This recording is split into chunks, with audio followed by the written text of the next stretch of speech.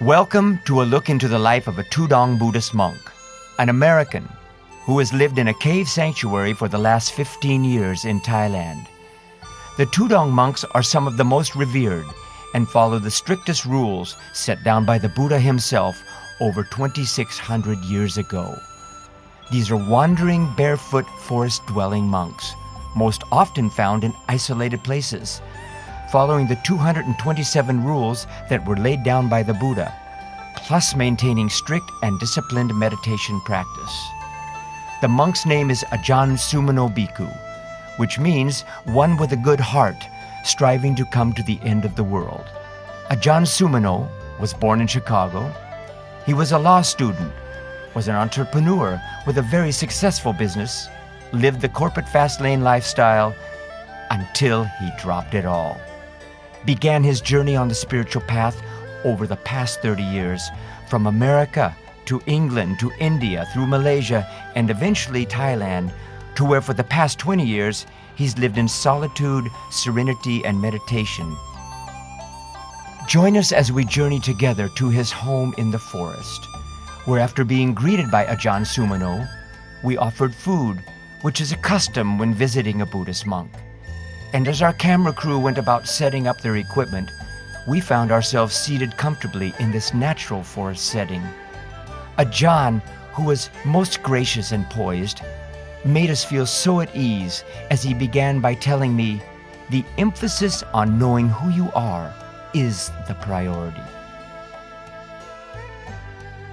I then began asking this Buddhist monk questions about hope, happiness, meditation, birth, aging, death, karma, freedom, life's real purpose, our duties, and more. As we spoke, listened, and recorded, we became aware of the dignity, compassion, and deep wellspring of Buddhist wisdom that came from this monk in the mountain, to whom we brought our questions from the city and truly got our answers from the forest. John? Nice to see you. Thanks for having us. Mm-hmm. I have compiled a few questions, and I figured I would just put the questions out and see what you thought about answering them. Can you tell us about meditation, what it is, and why do it? It comes down to the basic question that's underneath that is, what's to do in this lifetime? Why are we here? What's it for? What's the point of it all? If we understand that, or at least we get a little bit of a sense of what that could be, we understand that we're really spiritual beings. We're here to learn. This is a learning environment. This is a learning situation. But what's to learn? Do we need to learn how to put kids' bicycles together, more software stuff? These things are okay. They're useful in the world. But the primary thing, the thing that's most important, is to learn who we are. If we don't know who we are, how can we function in the world? We don't know our place. We don't know our purpose. We don't know what our best intention should be. We don't know what's skillful. We don't know what's ethical. We don't know anything. Essentially, we're disabled. And the meditation is the thing that activates and enables us, it empowers us. It empowers us to know the way things are in the present moment, who we are, why we're here, what's the point of things, how can we best use this short span called a lifetime to the best advantage, not only for ourselves, but for our friends, our family, our community, and the whole world. Birth, aging, illness, and death. This is something that I hear Buddhists talk about. This is the reality. If there's birth, there's going to be aging, there's going to be sickness, there's going to be death. Our whole focus, for most of us, is only on the birthing. And if you go to a hospital and you see people in the maternity wards, and when babies are born, everybody's delighted. They love the birth cycle, the birth sequence. But the death cycle, the death sequence, people aren't interested in that. If we understand that these things are inevitable, if there's birth, there's going to be death.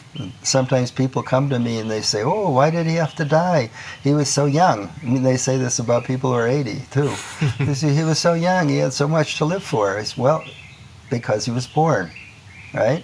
If you're born, you're going to die. But don't make that a problem. You don't even have to feel threatened by that, because after birth is what? The cycle continues. After death, you're going to have birth. After birth, you're going to have death. Stuff in between is, we don't know how long any of that will be, but we do know it's definite. If you got birth, you got death, and if you got death, you got birth. As long as there's that energy in the karmic thread, we can use for a word that I think we all can understand, as long as there's energy in that thread, there's going to be rebirth.